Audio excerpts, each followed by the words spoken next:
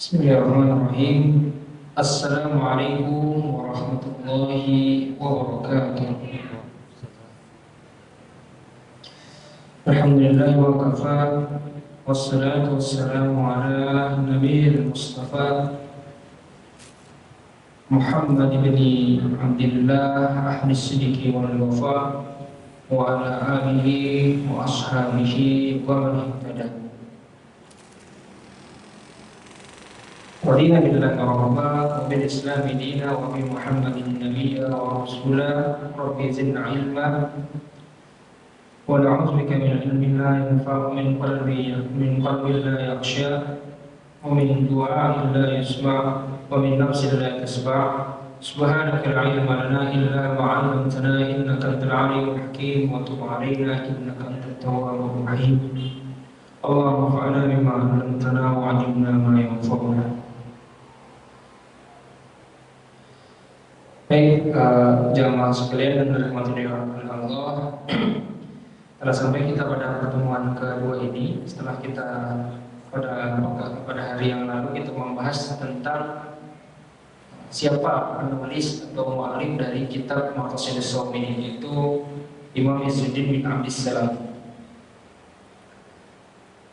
Kemudian juga kita telah membahas berkenaan dengan muqaddimah dan pasal 1 dari 10 pasal atau 10 bab dalam kitab ini. Yang pertama kemarin berkenaan dengan al-faslul awwalu fi wujubihi, berkenaan dengan dasar kewajiban dari ibadah puasa. Sebagai pengingat, bahwasanya kita juga telah menguraikan kemarin dari sumber-sumber yang bisa dipertanggungjawabkan bahwasanya ibadah puasa itu kama kutiba 'alal ladzina min qablikum, yaitu juga diwajibkan atas umat-umat sebelum kita. Nah, bagaimana puasa umat-umat sebelum kita ini bermacam-macam. Jadi ada banyak sekali riwayat yang berkaitan dengan itu. Dan menyebutkan orang dulu Yahudi berpuasa 3 hari. Kemudian juga ada pelaksanaan syariat puasa Ramadan misalnya dari zaman Nabi Ibrahim alaihissalam. Kemudian diteruskan oleh umat-umat berikutnya, tapi terjadi pergantian, terjadi perubahan seperti itu. Kemudian hingga pada sampai zaman kita, zaman Nabi kita, Nabi Muhammad SAW, bahwasanya dahulu puasa yang diwajibkan itu adalah puasa Asyura. Kemudian puasa sunnahnya adalah puasa Ayyamul Bid, puasa 3 hari setiap bulan. Nah, kemudian pada tahun 2 Hijrah diturunkanlah ayat yang berkenaan dengan kewajiban puasa Ramadan, sehingga ada nasib mansuh di sana, terhapus hukum dari puasa Asyura. Menjadi kalau mau dikerjakan silakan, kalau tidak dikerjakan juga silakan. Jadi sunnah, jadi istihab. Minal wujub ila istihbab. Baik, bismillahirrahmanirrahim. Sebelum kita masuk ke lanjutan dalam kitab, kita hadiahkan Fatihah kepada Imam Izzuddin bin Abdissalam. Semoga kita diberkahi dalam mengkaji salah satu kitab beliau, Al-Fatihah. Bismillahirrahmanirrahim. Iyyaka na'budu wa iyyaka nasta'in ihdinas siratal mustaqim siratal ladzina an'amta 'alaihim ghairil maghdubi 'alaihim waladdallin. Qala al-mu'allifu rahimahullahu ta'ala wa nafa'ana bi-ulumihi fid dharain amin. Beliau melanjutkan wa fi sahihain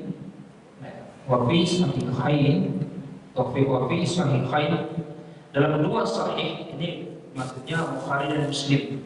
Kalau disebutkan sahihain berarti artinya muttafaqun alaih, ada pada riwayat Imam Bukhari dan Imam Muslim. An Nabi sallallahu alaihi wasallam annahu qala, dari Nabi sallallahu alaihi wasallam annahu qala, bahwasanya beliau bersabda, buniyal Islam ala khamsin, dibangun Bunia itu artinya bana, yang membangun. Bunia, dibangun. Al-Islam, apa itu Islam? Ala atas atau atas apa? Ala khamsin, atas 5 fondasi. Di 5 hal yang menjadi rukun dari agama Islam ini.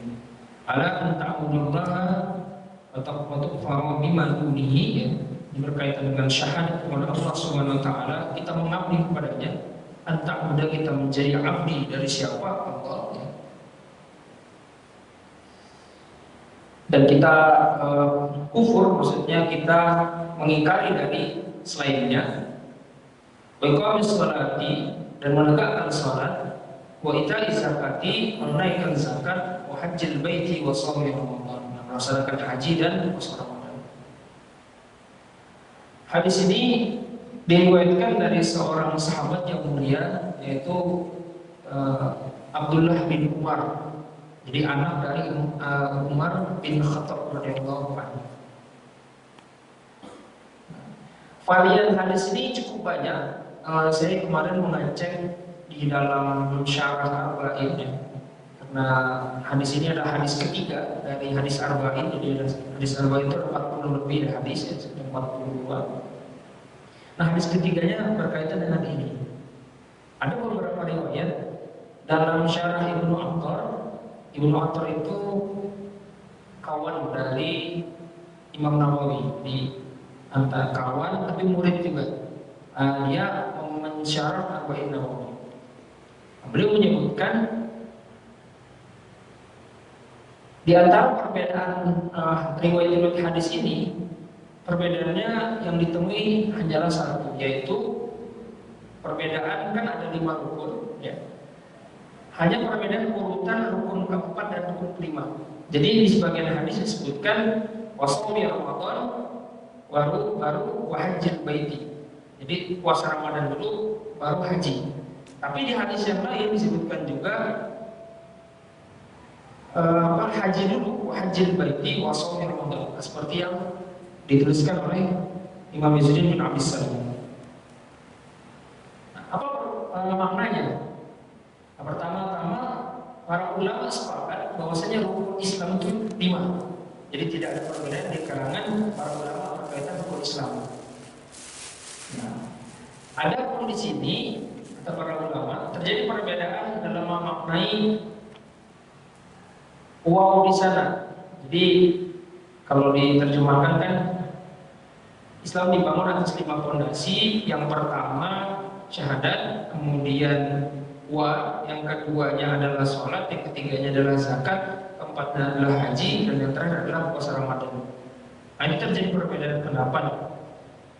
Apakah wa di sana maksudnya hanya wa wasol saja, dan atau dia wa wasol tapi dengan masuk tartib, jadi ada urutan.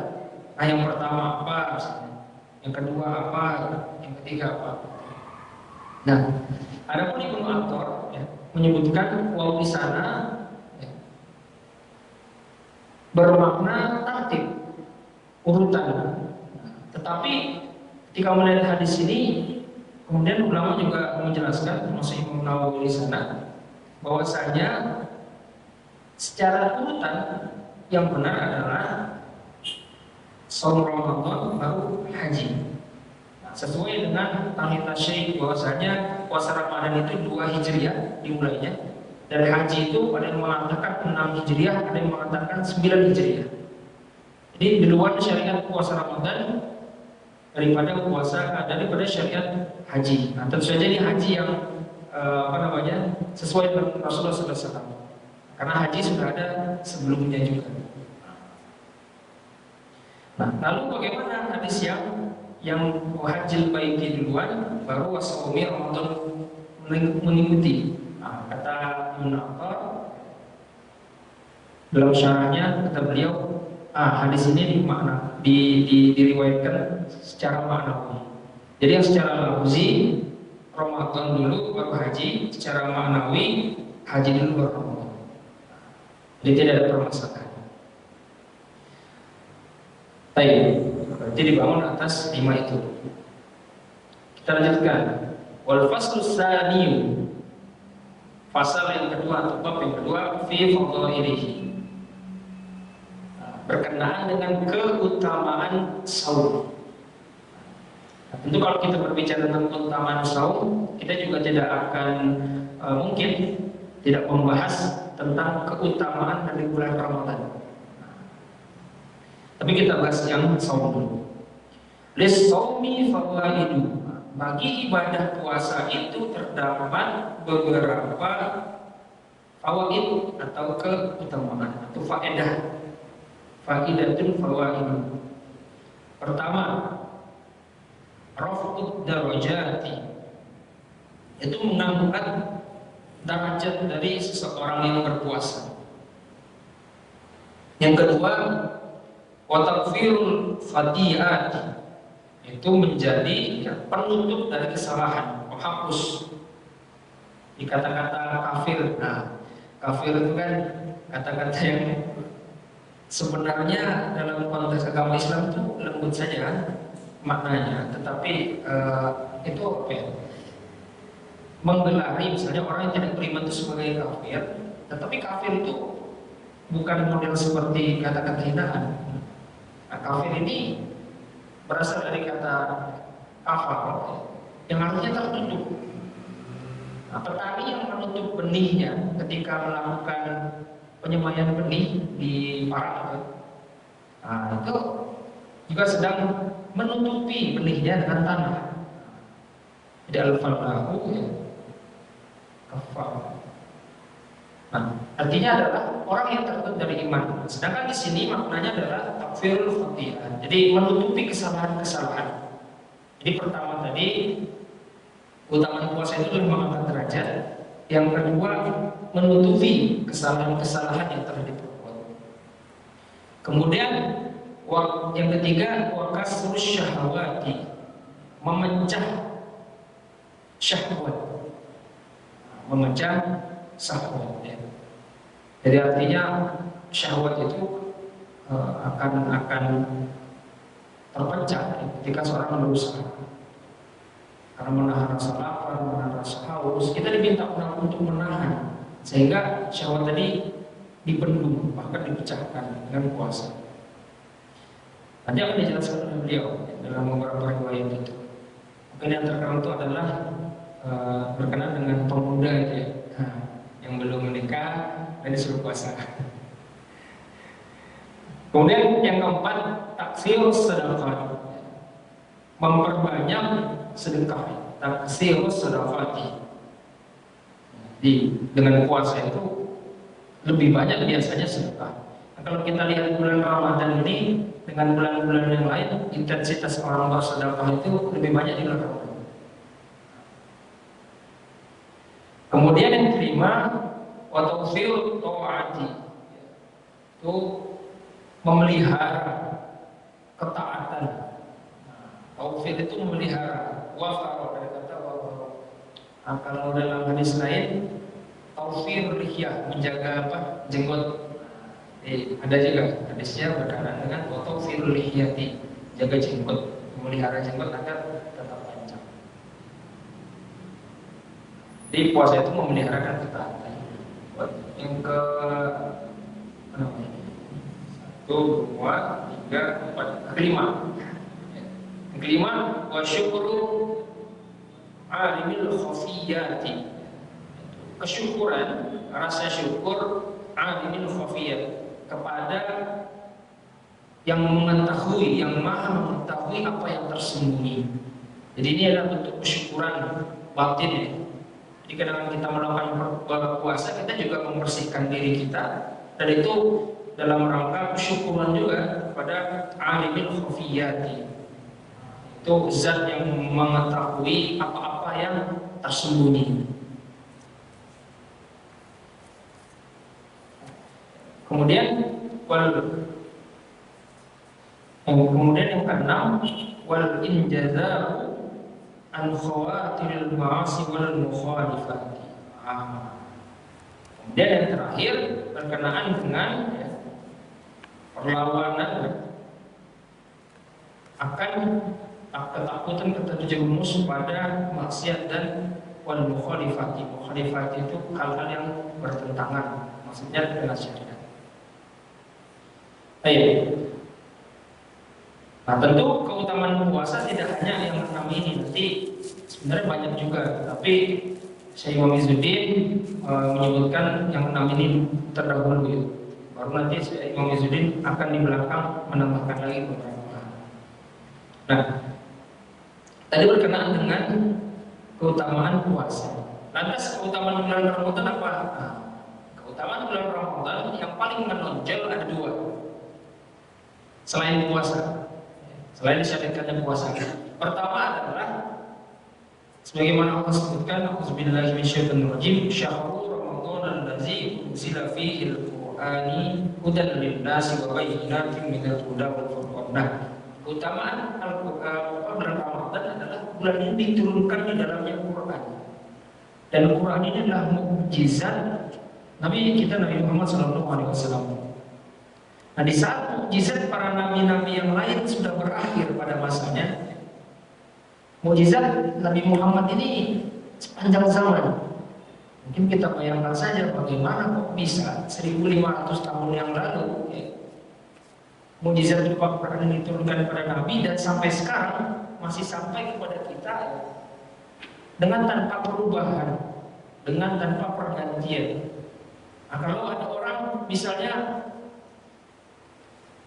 membaca Quran salah, nah, biasanya orang Muslim yang lain tahu. Kenapa? Banyak penghafal Quran, dan menghafal Quran ini disebutkan min ahrillah, jadi dari bagian keluarga Allah. Itu mukjizat berkenaan dengan Quran. Quran ini luar biasa sekali, berubah banyak orang, berubah cara pandang orang, kemudian isinya juga luar biasa. Bahkan ada dulu ya seorang guru kami di Jogja itu, dia menceritakan, dia bertanya dari sebelumnya kepada murid-muridnya termasuk kami, bisa nggak Quran itu menjawab seluruh permasalahan? Wah, ini kan pertanyaannya provokatif, pertanyaannya berani. Bisa nggak? Kalau Quran memang mukjizat, bisa nggak Quran itu menjawab seluruh permasalahan? Wah, bingung kami ya, gimana ya? Dan beliau menjawab, bisa. Bahkan hanya dengan satu ayat Al-Quran bisa menyelesaikan berbagai masalah. Apa ayat itu? Fas'alu ahla zikri in kuntum la ta'lamun. Nah, bertanyalah pada ahli zikr, orang yang memiliki kapasitas pengetahuan, in kuntum la ta'lamun, kalau engkau tidak mengetahui suatu perkara. Quran itu sudah berbicara itu. Kalau tidak tahu cara membuat bangunan, tanyalah pada ahli bangunan. Kalau tidak tahu cara berlayar, tanyalah kepada orang yang ahli dalam berlayar. Kalau tidak tahu cara membuat rendang, tanyalah orang yang pandai membuat rendang. Jadi dengan satu ayat banyak sekali solusi. Nah, kalau orang sakit bagaimana? Bertanyalah pada dokter, orang yang mendalami ilmu medis. Jadi hanya satu ayat, fas'alu ahla zikri in kuntum la ta'lamun. Nah, kemudian yang kedua yang tidak disebutkan di sini, bahwasanya bulan Ramadan itu keutamaannya selain mengenai Quran adalah ada satu malam di bulan Ramadan itu yang lebih mulia dari 1000 bulan, khairun min alfi sahari. Jadi lebih mulia dari 1000 bulan. Itu malam Lailatul Qadar. Itu malam Qadar, Lailatul Qadar. Disebutkan dalam surat Al-Qadar itu. Dalam beberapa riwayat juga disebutkan, misalnya dalam Mabahis fi Ulumil Quran, Syekh Abdul Fattah, bahwasanya Quran itu diturunkan dalam 2 fase. Fase pertama dari Lauhul Mahfuz ke Baitul Izzah atau Sama'id Dunia. Nah, kemudian dari Sama'id Dunia atau Baitul Izzah turun kepada Nabi Muhammad SAW atau ke muka bumi. Nah, proses yang pertama itu berlangsung satu kali. Dalam riwayat yang ada dijelaskan seperti itu. Jadi inna anzalnahu fi lailatul qadar. Anzalnahu yaitu anzal al-Quran. Nah, tetapi dari sama'id dunia, langit dunia ke kehidupan Nabi Sallallahu Alaihi Wasallam dan para sahabat itu sekitar 22 tahun lebih, 22 tahun lewat. Nah, jadi itu yang membuat bulan Ramadan itu istimewa. Jadi kalau kita sebelumnya kita tahu ya dalam bulan Ramadan itu ada dalam tahun Hijriah itu ada 12 bulan ya. Inna iddatasyuhuri innallaha asyara syahran fi kitabillah. Minha arba'atun hurum. Jadi ada 12 bulan di sisi Allah itu, kemudian ada 4 bulan haram. Nah, kemudian ada lagi 1 bulan yang lebih mulia dari 4 bulan haram itu Ramadan. Jadi kalau dikasih peringkat ada 1, 2, 3, 4, 7. Ada 7 bulan peringkat 3 ya. Ada 4 bulan peringkat 2. 4 bulan itu bulan Muharram, Zulqa'dah, Rajab, Zulqa'dah, Zulhijjah, Muharram. 4 bulan. Bulan peringkat 2. Bulan yang paling mulia peringkat 1 adalah bulan Ramadan. Baik, kita lanjutkan. Jadi kita berbicara tadi tentang keutamaan puasa dan keutamaan Ramadan. Nah, ada yang pertama ini keutamaannya fadilah dari puasa, ya, faedahnya. Fa'amma raf'ud darajati, adapun berkenaan dengan raf'ud darajati. Faliqaulihi sallallahu alaihi wasallam. Nabi sallallahu alaihi wasallam bersabda, "Iza jaa Ramadan futihat abwabul jannati wa ghulqat abwabun nari wa suffidatis syayatin." Apabila telah datang siapa Ramadan atau Ramadan, bulan Ramadan, apa yang terjadi kalau bulan Ramadan datang? 1. Futihat abwabul jannati, bukakan pintu-pintu surga. Dalam riwayat yang lain kita akan temukan bukan hanya abwabul jannati, ada riwayat menyebutkan abwabus samai. Kemudian abwabur rahmati. Jadi ada tiga ungkapan di riwayat lain dan di 2 ungkapan di riwayat lain. Jadi sehingga ungkapannya ada 3. Abwabul jannati, abwabus samai, abwabur rahmati. Kemudian yang kedua apa? Wa'ul liqat abwabun nari, dan pintu neraka itu dikunci, ditutup. Wallaqa yugal kunci. Ini tidak ada perbedaan dalam riwayat-riwayat lain. Kemudian yang ketiga apa? Wasuffidatis syayatin, dan para setan itu dibelenggu, diborgol, ditahan, ditawan. Kalau dalam riwayat lain wasulsulatis syayatin, ada tasalsul, ada keterbelengguan. Nah,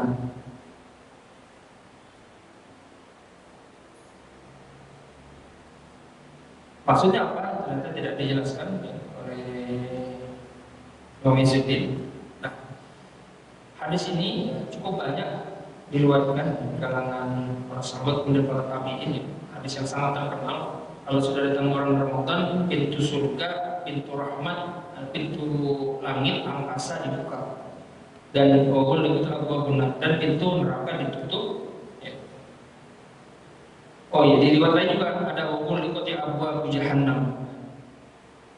3 masuk fidati syayatin, dan diborgol atau dibelenggu para setan. Nah, itu 3 hal yang terjadi ketika bulan Ramadan datang. Apa maksudnya hadis ini? Apa maksudnya hadis ini? Para ulama menyebutkan hadis ini sebenarnya mengandung makna majazi. Bahwasanya futihat abwabul jannah, dibukakannya pintu surga itu maksudnya diberikan kesempatan atau keluasan pada kaum muslimin atau kaum mukminin untuk melaksanakan amal-amal, di mana amal-amal itu pahalanya berlipat ganda dari bulan-bulan atau hari-hari di luar bulan Ramadan. Bahwa lipat sabwa benar. Ini juga menu maknanya majasi juga, bahwasanya ditutupnya pintu neraka itu artinya ampunan Allah amat besar. Ampunan Allah amat besar, sehingga ketika bulan Ramadan ini kita gunakan untuk meminta ampunnya. Makanya Ramadan salah satu namanya adalah Syahrul Maghfirah. Dan doa kita kalau salat tarawih itu kan Allahumma inni as'aluka, kan? Asyhadu an la ilaha illallah astaghfirullah as'alukal jannata wa a'udzubika minan nar. Kita minta lindung dari neraka. Allahumma innaka afuwun karim tuhibbul afwa fa'fu anni. Kita minta ampun. Kemudian wasuf bidatis syayatin. Para ulama cukup banyak berbeda pendapat apa yang dimaksud dari wasuf bidatis syayatin. Setan-setan itu dibelenggu. Para jumhur ulama hadis mengatakan karena setan-setan itu tidak hanya dari golongan jin, tapi juga dari manusia, ya. Minal jinnati wan nas. Dia ada manusia, memang manusia setan itu ada yang tertutup hatinya dari iman, seringkali membuat kerusakan. Dari pagi saya itu mengkaji sebuah kitab juga, judulnya Kimia Sa'adah atau Kimia Kebahagiaan, tulisan Imam Al-Ghazali. Imam Al-Ghazali menyebutkan ada 4 unsur dalam diri manusia itu. Ada 4 sifat yang tergabung dalam diri manusia. Sifat apa saja? Pertama, sifatul bahaim, sifat binatang ternak.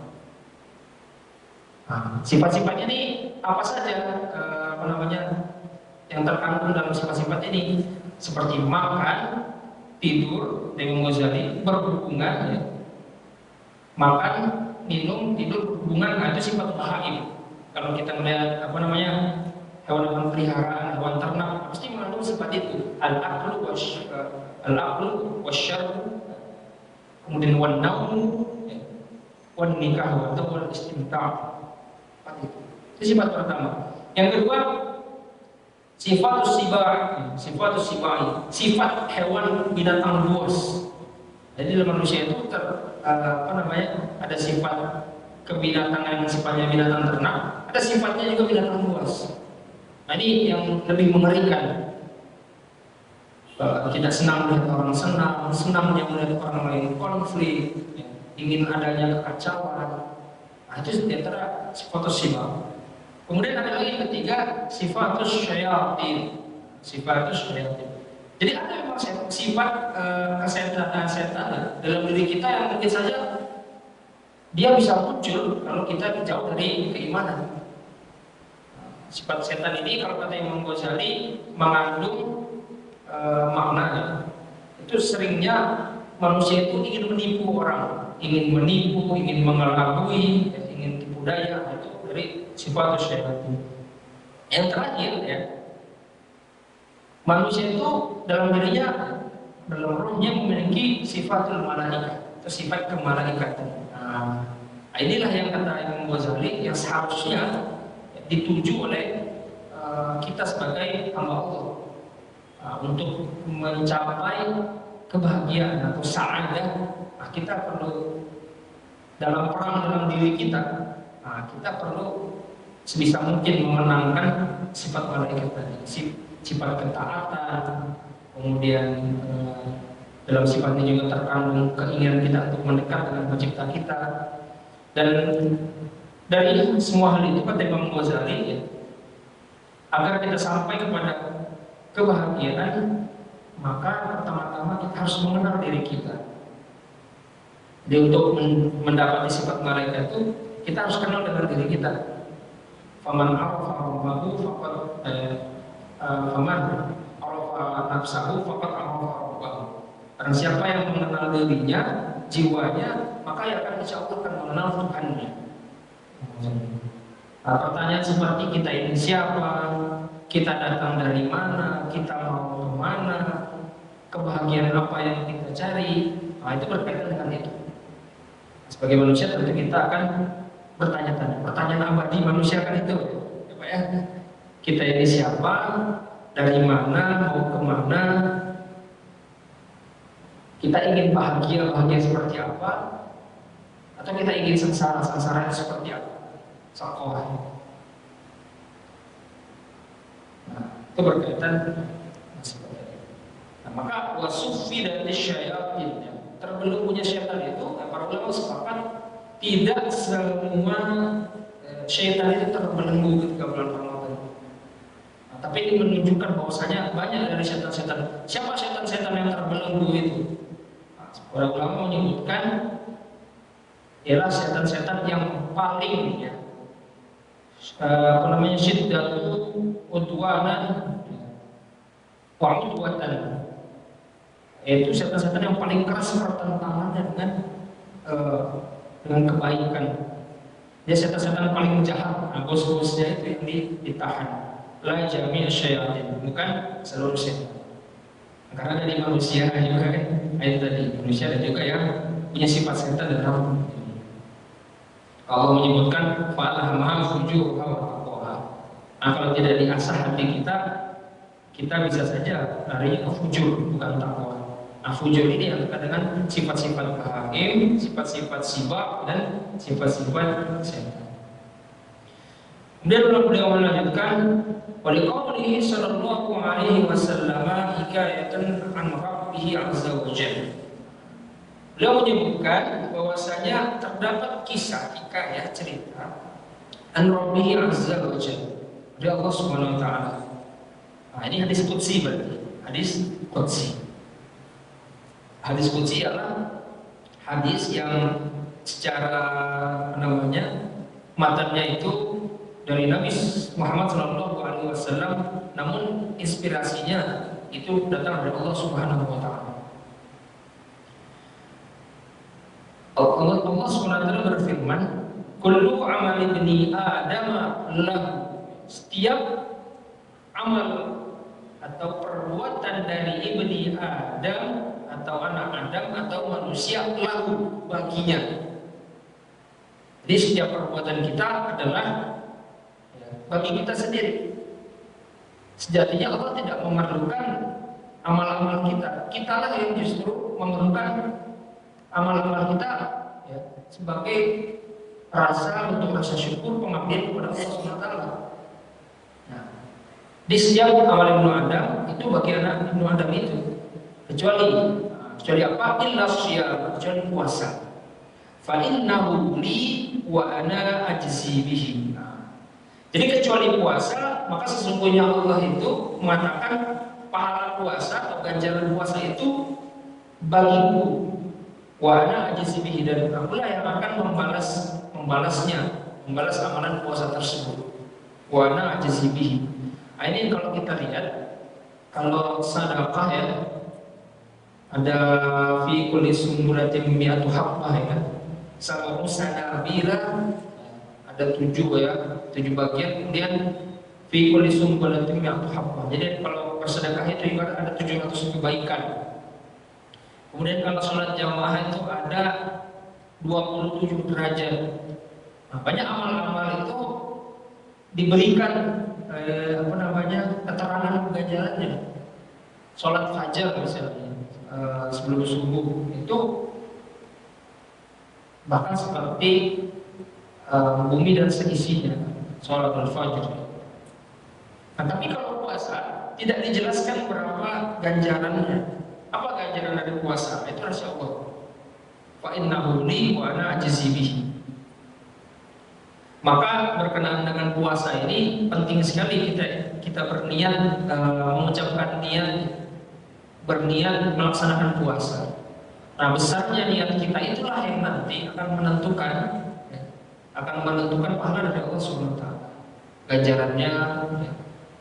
Maka para ulama mengatakan rubba amalin kabirin tasawwir niyah wa rubba amalin kabirin tusawwir niyah wa rubba amalin saghirin tukabbiru niyah atau tu'azzimu niyah.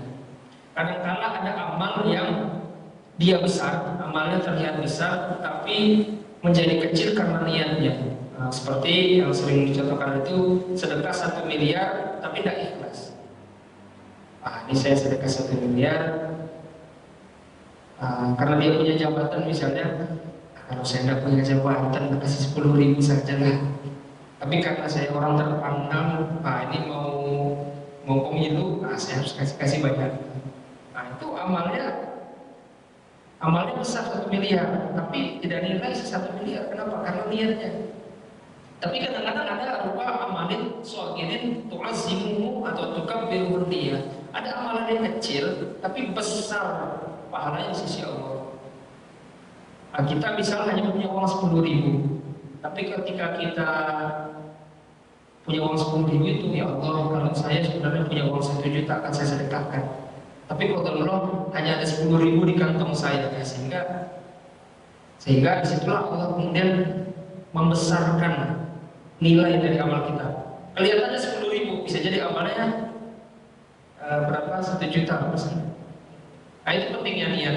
Begitu pula dengan puasa. Ketika kita hendak melaksanakan puasa, penting sekali kita berniat dengan sungguh-sungguh. Bahwasanya semoga puasa kita bisa jadi kafarat, bisa jadi penebus dari segala dosa-dosa kita. Banyak diungkapkan sama Nabi itu ya. Mau kita berlindung dari itu. Kamin sha'imin laisa lahu min siyamihi illa al-ju'i wal 'athas. Betapa banyak orang yang puasa melainkan hanya dapat dahaga atau rasa haus, ya. rasa lapar dan rasa haus atau dahaga. Minal ju' itu lapar, atas itu haus. Kita lanjutkan. Nah, maka berkenaan dengan puasa ini, kalau bisa kita niat dengan sebaik-baik niat dalam melaksanakan puasa. Wasiyamu junnatun.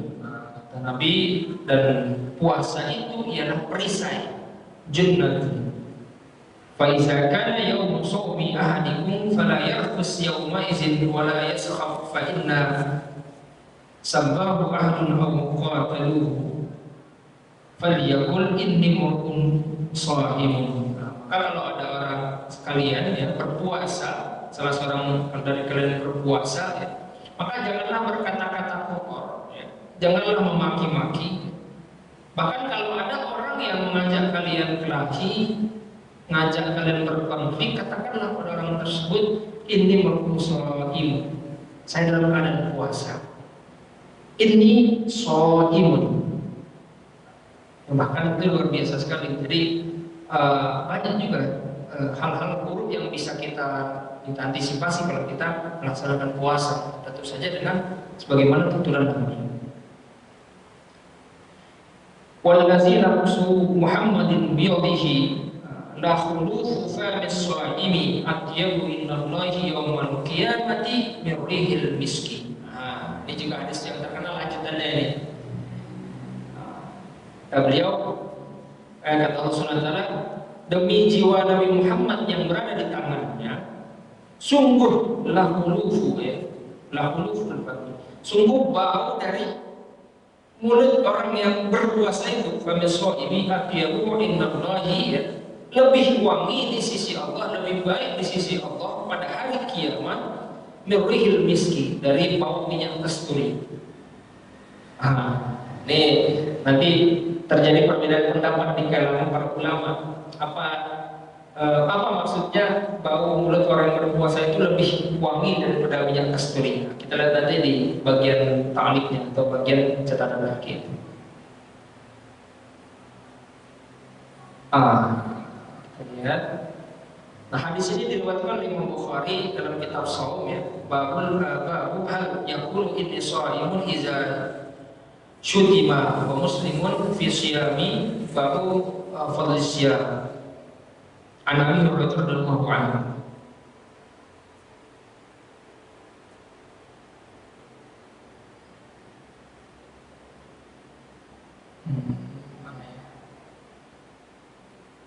Ada perbedaan di sini. Kita selesaikan saja dulu di sini. Nanti ada perbedaan antara Imam Ibnu Shalah dengan Imam Izzuddin bin Abdissalam terhadap maksud dari al-hulufu fammi shaimi atyabu indallahi yaumil qiyamati min rihil miski. Kemudian kita lanjutkan, walis shaimi farhatani yafrahuhuma. Bagi orang yang berpuasa ada dua kebahagiaan yang menyenangkan. Apa itu? Iza afara fariha bi fitrihi, ya. Ketika dia hendak berbuka, senang hatinya dengan buka puasa itu. Kita senang kalau udah buka puasa kan. Budaya masyarakat kita budaya takjil. Takjil itu mencari-cari takjil. Itu luar biasa. Senang sekali. Saya ingin buka puasa, makan A, B, C, minum, ya. Minumnya A, B, C pula. Taunya baru makan satu jenis makanan dan satu jenis minuman, nah perutnya sudah penuh. Tidak bisa tarawih. Ya, jadi pertama, iza aftara fariha bi fitrihi wa iza laqiya rabbahu fariha bi shawmihi. Apabila ia bertemu, siapa yang bertemu? Orang berpuasa, laqiya rabbahu, bertemu Tuhannya, fariha bi shawmihi, maka ia senang dengan puasanya. Jadi yang akan mungkin nanti akan terjadi di akhirat kelak, ya. Ketika seluruh amalan itu nanti termasuk sholat untuk kita juga, untuk keselamatan kita juga, berkaitan dengan puasa ini langsung hubungannya dengan Allah Subhanahu wa Ta'ala. Berkaitan dengan tadi, ya, atyabu innallahi mirrihil miski itu, Imam Ibnu Salah, Imam Ibnu Hadis, ya, Imam seorang ahli hadis yang terkenal menyebutkan wanginya orang berpuasa itu ya fi dunia wal akhir, kata beliau. Jadi di dunia dan akhirat baunya itu. Tapi kalau Imam Izzuddin mengatakan bau itu, yang bau orang berpuasa itu lebih wangi daripada minyak kasturi, itu hanya di hari kiamat saja. Kalau kita cek ya realitasnya, ya. Kalau orang yang berpuasa itu tidak apa istilahnya, sikat gigi, tidak bersiwak, ya tetap saja bau mulutnya ya, terasa itu, terasa. Karena tidak ada makanan yang masuk seharian itu, jadi bau mulutnya. Maka pendapat Imam Izzuddin, ya hadis ini ya berlaku di hari kiamat, maksudnya atyabu innallahi mirrihil miski itu fi yaumil qiyamah, bukan fi dunya wa yaumil qiyamah. Beda dengan Ibnu Salah. Kemudian di hadis berikutnya, wa'anhu, darinya siapa? Sallallahu alaihi wasallam, dari Nabi sallallahu alaihi wasallam, annahu qala, wasallamnya beliau bersabda, kullu amali ibni adama yudha'afu al-hasanatu asyru amsalha ila sab'i mi'atin dhifin. Setiap amal dari anak ibnu Adam itu dilipat gandakan, yudha'af.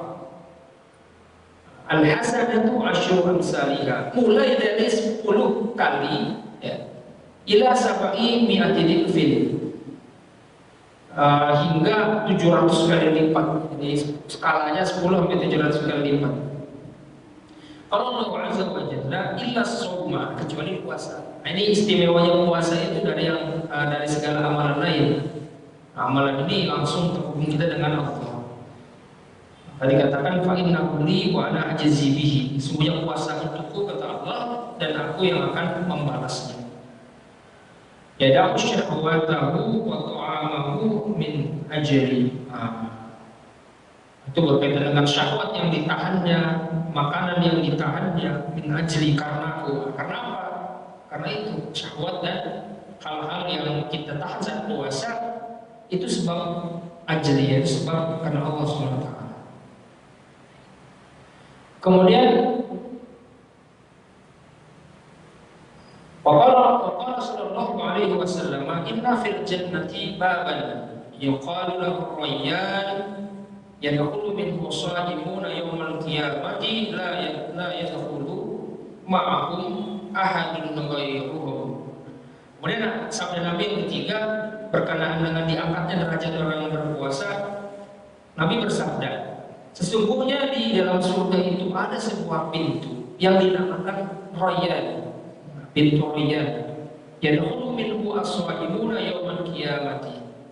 Yang mana pintu itu nanti dikhususkan atau masuk ke dalam pintu surga itu orang yang berpuasa. Jadi pintu khusus, jalur khusus untuk orang yang berpuasa. La yadkhulu ma'ahum ahadun ghairuhum. Tidak masuk ke dalamnya ya, bersama mereka itu ahadun ghairuhum. Pintu ini dikhususkan untuk orang yang berpuasa. Yuqalu aina as-shaimun. Dikatakan pada orang-orang itu. Bintu Rayyan mengatakan, di mana orang-orang yang berpuasa? Fayadkhuluna minhu. Maka masuklah orang-orang itu darinya, yaitu pintu Rayyan itu. Fa idza dakhala akhiruhum ughliqa. Apabila hendak masuk ya, siapa masuk akhiruhum ughliqa. Orang-orang yang tidak berpuasa ya di akhirnya ughliqa, maka ditutup. Yang pintunya khusus untuk orang yang berpuasa. Falam yadkhul minhu ahadun. Tidak bisa orang masuk ke dalamnya selain orang-orang yang berpuasa. Ini salah satu keutamaan puasa. Jadi ada pintu khusus di sini. Wa fi riwayatin, dalam riwayat yang lain, inna fil jannati baban yud'a ar-rayyan yud'a bihi as-shaimuna man kana min as-shaimina dakhalahu wa man dakhalahu lam yazma' abadan. Di laut yang lain juga disebutkan bahwasanya ada sebuah pintu di surga itu ya, yang disebut dengan Rayyan. Kemudian dia dipanggil karenanya, karena orang-orang yang berpuasa itu jadi namakan Rayyan. Maka min as-shaimina dakhalahu. Orang-orang yang dari golongan orang yang berpuasa itu ya, masuk lewatnya. Man dakhalahu lam yazma'. Kemudian di hadis yang lain juga, waqala alaihi salam, inna shaima tusalli alaihi al-malaikatu idza ukila indahu hatta yafrahu. Sesungguhnya orang yang berpuasa itu ya, tusalli alaihi al-malaikatu, malaikat berselawat ke atasnya idza ukila, apabila ya, ketika ya, ukila indahu hatta yafrahu. Jadi para malaikat itu berselawat atas kita ya. Nah, ketika ukila dimakan indahu hatta yafrahu. Jadi kita pas berduka itu, maka ada selawat dari para malaikat dari sana. Maka kita perlu berdoa. Maka doa yang paling masyhur ya, kita perlu puasa itu Zahabat zallahu wa batana tilhuku wa sahabat al-ajru insyaallah, atau Allahumma laka sumtu wa bika amantu wa ala rizqika aftartu bi rahmatika ya arhamar rahimin. Semua doa itu memiliki dasar. Kemudian amma taftihu abwabil jannati fa ibaratun an taqsir ta'ati al-mujibati li fathi abwabil jannah. Adapun terbukanya pintu surga, nah ini katakan Imam Izzuddin, maka ialah fa ibaratun, ibarat ya. Dari apa ibaratun an taqsir ta'at, dari memperbanyak ketaatan al-mujibati ya, yang mewajibkan li fathi abwabil jannah. Yang dengan ketaatan itu ya, ada kewajiban dari surga untuk membuka pintunya. Nah, di pintu surga itu wajib terbuka. Kalau apa?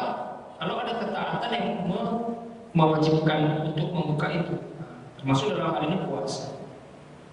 Wa taghliqu abwabin nari ibaratun an qillatil ma'asi al-mujibati li-ighlaqi abwabin niran. Nah, adapun tertutupnya pintu-pintu neraka adalah ibarat pernyataan ungkapan dari sedikitnya kemaksiatan yang menjadikan pintu neraka itu wajib membuka pintunya. Jadi kalau ada orang melakukan kemaksiatan tertentu ya, tapi kita tidak tobat, pintu neraka terbuka itu bagi kita.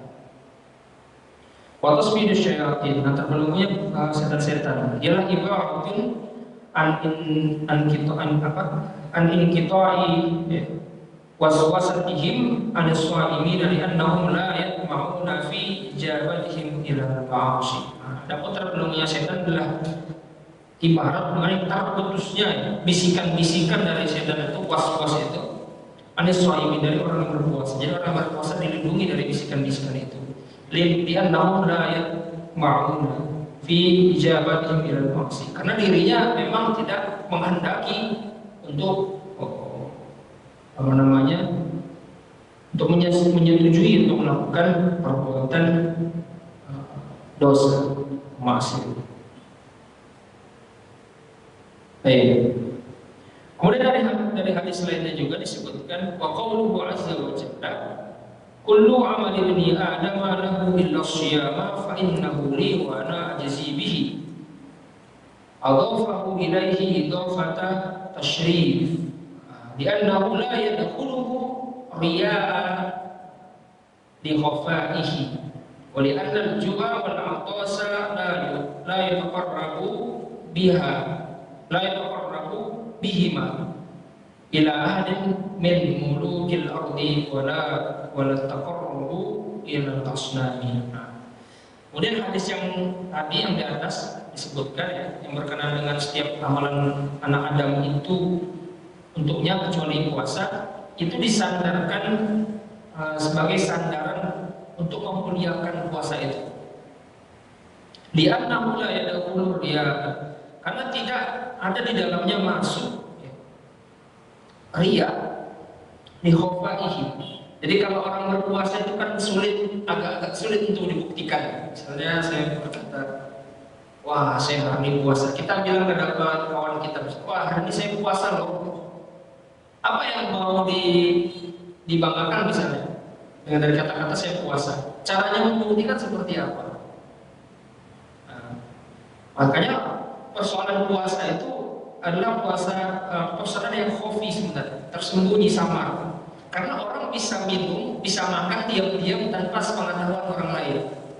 Tapi tidak bisa kita minum dan makan tanpa sepengetahuan Allah SWT. Allah mesti tahu kita makan atau minum. Tapi di depan manusia kita bisa bilang, saya puasa.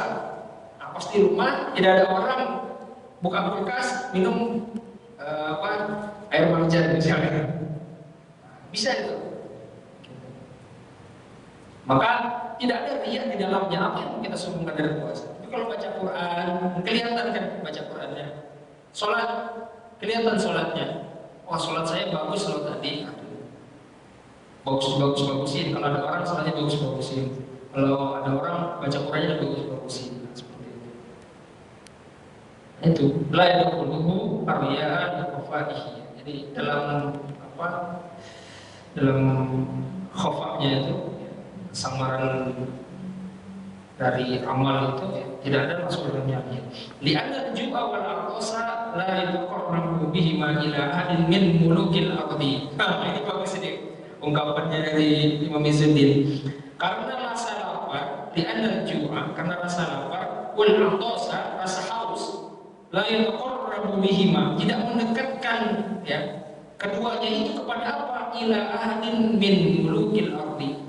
Rasa lapar, rasa haus itu tidak mendekatkan kita kepada seorang raja dari atau raja-raja dunia. Misal dengan puasa kita bisa mendekati presiden misalnya. Ya masa dengan puasa kita mendekati presiden? Tapi kalau sedekah bisa, Pak Presiden saya biayai kampanye misalnya. Nah, bisa kita dekat presiden, bisa jadi setelah menang dapat jabatan komisaris BUMN. Bisa kalau dengan sedekah. Tapi kalau dengan puasa misalnya, Pak Presiden saya puasa loh. Nah terus orang jawab, terus apa? Emang kenapa kalau puasa? Nah, jadi di sini ungkapan dari Imam Izzuddin yang menarik. Li'anna al-ju'a wal 'atasa la yataqarrabu bihima ila ahadin min mulukil ardi. Jadi yang namanya rasa lapar, rasa haus ya tidak mendekatkan diri kita kepada penguasa. Apa yang mau dibanggakan misalnya? Nggak ada. Wala taqarrubu ila al-asnam, dan tidak juga mendekatkan dengan rasa lapar dan haus itu kepada asnam, sesembahan patung, berhala, asnam, sonam, asnam. Tuh, jadi tidak dengan rasa lapar dan rasa haus tidak mendekatkan diri pada raja-raja dan penguasa, tidak juga kepada berhala, hanya kepada Allah. Kalau orang puasa itu agak-agak sengsara begitu kan. Kalau Syekh Abdul Aziz Marsud At-Turaib itu mengatakan kenapa dikatakan Ramadan, salah satunya di dalam tafsirnya kemarin ya, belum menyebutkan Ramadan itu berat. Kenapa? Karena dia syahrul mukabadah. Mukabadah itu adalah penuh beban. Hanya Ramadan itu kan kalau kita cari kenapa dinamakan Ramadan itu kan banyak pendapat.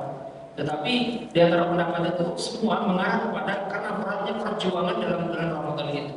Ada disebutkan juga min syiddati harri, karena apa namanya rasa panas yang amat terik. Nah itu dinamakan Ramadan. Ada juga karena apa namanya keringnya apa namanya orang-orang yang berpuasa itu, saking panasnya, teringnya, saking dahaganya sampai bibir atau mulut dari orang yang berpuasa itu sampai kering. Jadi sampai disebutkan syahrul mukabadah, bulan yang penuh beban sebenarnya. Maka disitulah kenapa puasa itu mendekatkan kita pada Allah ya. Tapi tidak mendekatkan pada pemimpin dan berhala.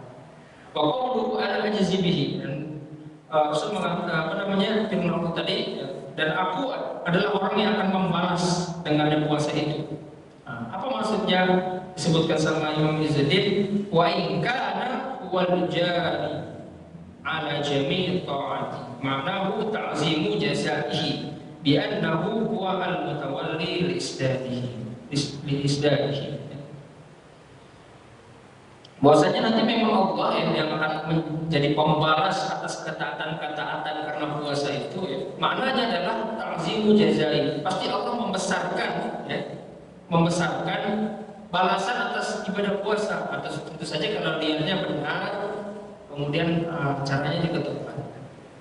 Biannahu al-mutawalli lisdari, karena Allah lah ya, yang mengentahkannya berkaitan dengan puasa ini.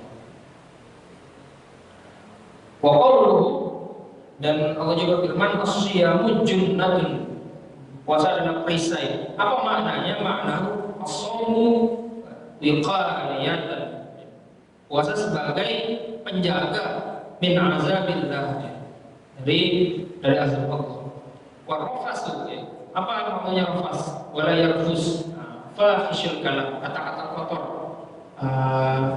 kata-kata yang tidak baik, kata-kata yang tercela, itu rafas. Kemudian ada kata-kata was-sakhab atau khisal, bagaimana disebut? Sakhab al-lughatan secara bahasa, sakhabu wasyam wal fasamu ikhtilatul aswati. Wa fil lisan al-arab sakhab wasadu wasin wa yajuzu fi kulli kalimatin fiha khat. Nah, al-muradu bin nahyi an zalik takiduhu halat as-sawmi wa illa fa ghayru shaimu manhiyun an zalika. Jadi sakhab itu sesuatu yang juga buruk ya. Tapi ada perbedaan nanti, mungkin kata-kata rafas itu berkenaan dengan kata-kata yang keji. Sakhab itu kata-kata yang buruk juga. Rafas itu mungkin kalau dalam istilah di Sumatera Barat itu carwe ya. Itu rafas. Tapi kalau kata hisab bisa jadi apa namanya model namimah, domba, karena pun nggak sakhab. Makanya manhiyun, dia dilarang bagi orang muslim. Kemudian qauluhu falyaqul inni shaimun, katakan sungguhnya oleh orang yang berpuasa. Apa maknanya? Annahu yuzakkiru nafsahu bis-shaumi, yaitu orang yang berpuasa ini mengingatkan kepada dirinya sendiri bahwasanya dia berpuasa, liyakshifa 'anil musyabahati wal qabal. Untuk apa? Untuk menyingkap ya, apa yang serupa ya, dan muqabalah, mempertemukan. Artinya ketika orang itu berkata ini shaim, sungguhnya aku berpuasa, dia menegaskan saya lo berpuasa itu dilarang begini. Jadi dengan mengingat kita mengatakan dirinya shaim, maka kita berusaha mengungkap kembali apa sih hal-hal yang berkenaan dengan puasa. Nah, sehingga kita sebagai orang puasa benar-benar menyadari bahwasanya kita berpuasa. Ini dia yang tadi saya sebutkan tadi. Wa amma qawluhu la khulufu fa mis-shaimi atyabu indallahi yaumal qiyamati min rihil miski. Bahwasanya mulut orang yang berpuasa itu lebih harum di sisi Allah pada hari kiamat daripada minyak kasturi. Fa fil kalami hazfun. Dalam kalimat ini ada sisi ada hazfun, sesuatu yang tidak dikemukakan. Taqdiruhu wa nasawahu khulu fi fam as-shaimi atyabu innallahi min rihil miski. Adapun makna sebenarnya kata Imam Ghazali, dan sungguh diberikan ganjaran pahala khulu fi fam as-shaimi pada apa? Orang yang berpuasa itu pada mulutnya atyabu innallahi min rihil miski. Jadi itu berupa pahala, artinya keutamaan pahala maksudnya. Kemudian ada perbedaan di sini. Qala Sayyid Muhammad Murtada Az-Zabidi.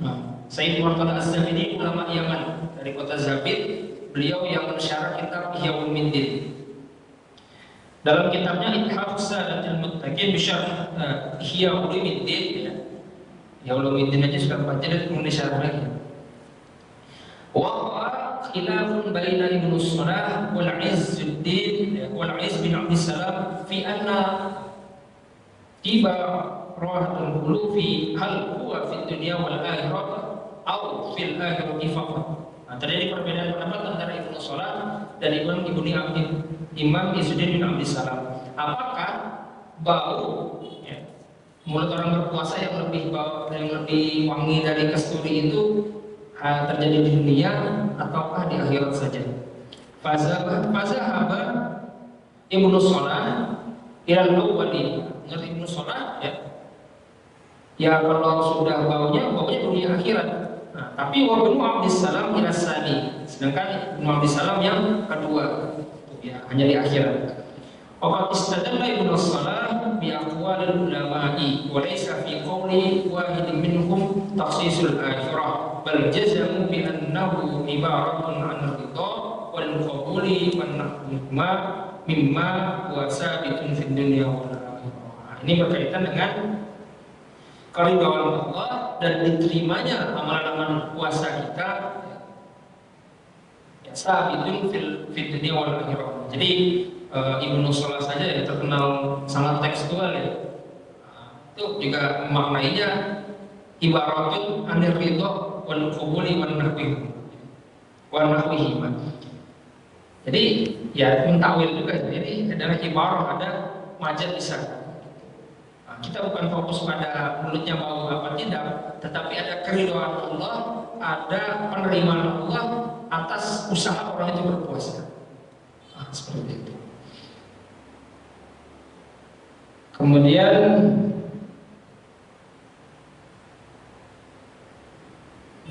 wa amal farhatani fa'aluhuma litawfiqihi liikmalil ibadati wal ukhra fal jazaa'illahi iza ajazahu. Nah, adapun kesenangan atau kebahagiaan dari orang yang berpuasa tadi ada dua itu.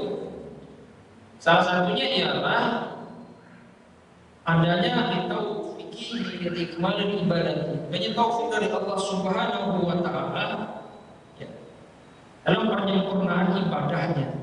Jadi kalau orang berpuasa itu kan ibarat kita pagi sebelum subuh sahur, kita mau mulai puasa niat, kemudian kita menjalani sampai zuhur itu masih separuh perjalanan. Kapan ibadah puasa itu selesai? Dalam satu hari saat berbuka. Nah, jadi ketika telah berbuka itu ini yang disebutkan dari ikmalil ibadah. Di puasa kita sempurna satu hari kalau kita menjalaninya dari sahur sampai berbuka puasa. Dan yang lainnya adalah wal ukhra fal jazaa'illahi iza ajazahu. kedua ini adalah ketika Allah membalas, ya, membalas maksudnya memberi ganjaran pada puasa itu, iza ajazahu, ya, apabila Allah memberikan ganjaran. Baik. Nah, kita cukupkan pada fadilah yang pertama ini ya. Kita baca cukup cepat karena udah jam 5 lewat tadi.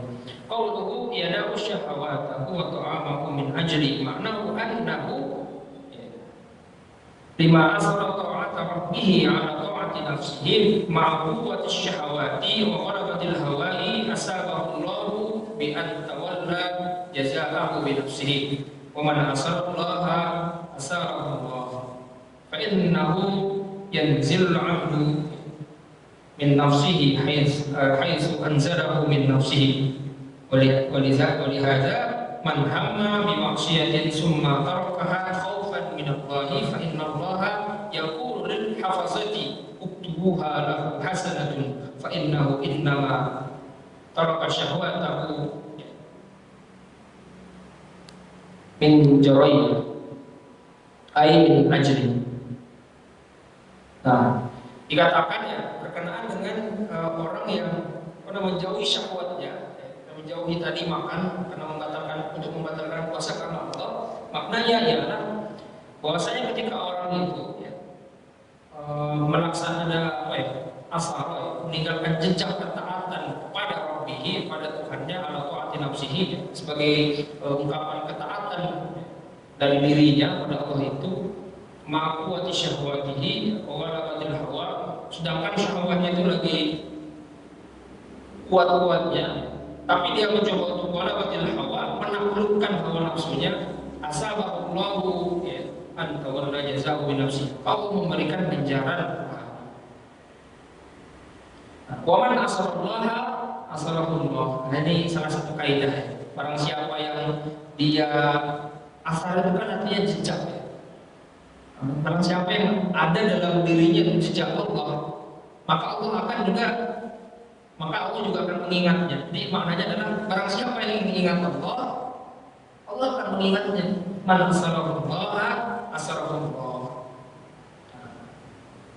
Penting sekali ketika kita menjauhi keburukan itu, kita lihatkan memang karena untuk menaati Allah SWT.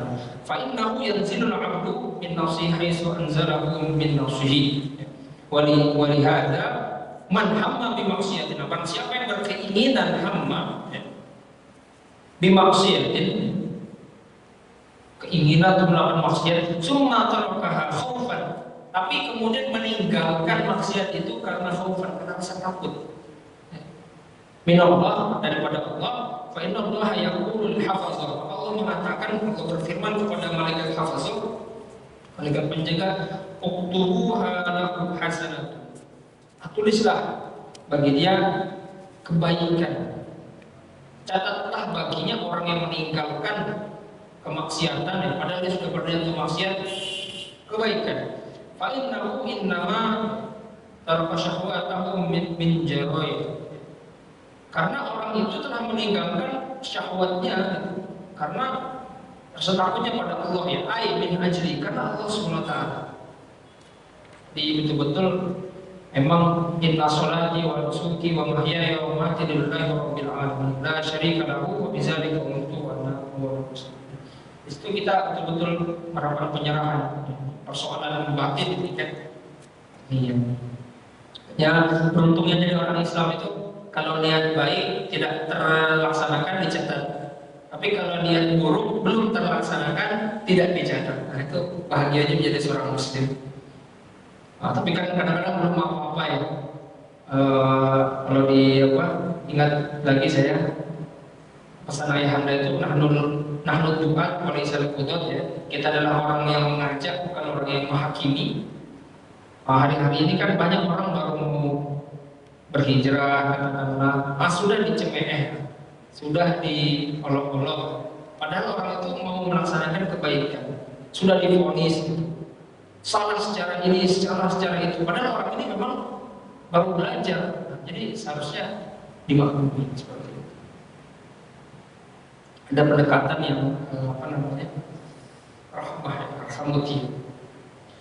Wa amma takhsisu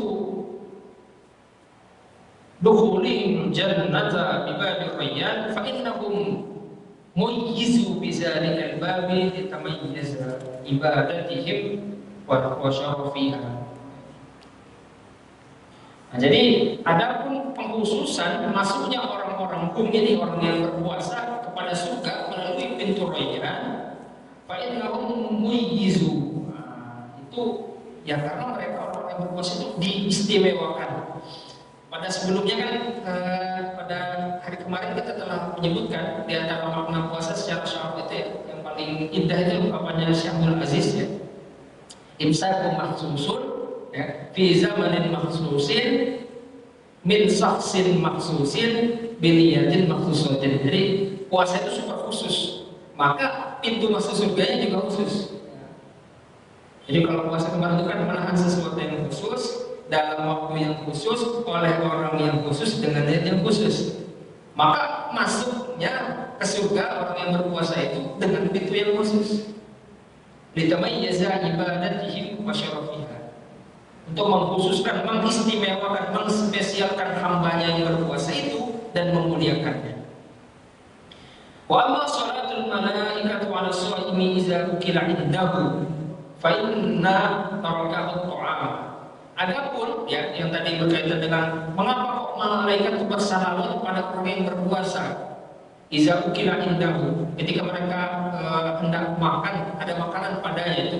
Karena apa? Fa inna tarakahu ta'am. Karena mereka meninggalkan makanan sedang makanan itu ada. Ma'uhi baina yadayhi. Nah, sedangkan makanan itu ada, ya. Rendang ada, kaliu ada, gulai cancang ada. Tapi kalau sudah bulan Ramadan kita tinggalkan. Itu makanan enak-enak semua, kita tinggalkan karena Allah. Itulah kenapa malaikat sampai bersalawat. Balikun fi qamati nafsahu fastawajaba lizalika salatahum alaihi wa salatuhum ibaratun an du'aihim lahu min rahmati wal maghfirah. Maksudnya salawat di sana apa? Ibaratun an du'aihim lahu bi rahmati wal maghfirah. Itu malaikat itu mendoakan kita dan memintakan kita ampun kepada Allah. Jadi berkenaan fadilah yang pertama ini luar biasa ya. Semoga di antara kita semua mendapatkan keutamaan puasa yang pertama, yaitu derajat kita diangkat, di mana amal-amal kita tidak lagi hitungannya antara 10 kebaikan sampai 700 kebaikan, tapi sudah melebihi itu ya. Karena Allah Subhanahu wa taala melihat kesungguhan kita dalam berpuasa. Semoga Allah merahmati puasa kita, semoga Allah meridhoi puasa kita. Untuk fadilah yang berikutnya kita lanjutkan esok hari insyaallah. Mari kita akhiri dengan doa kafaratul majelis. Subhanakallahumma wa bihamdika asyhadu an la ilaha illa anta astaghfiruka wa atubu ilaik. Assalamualaikum warahmatullahi wabarakatuh.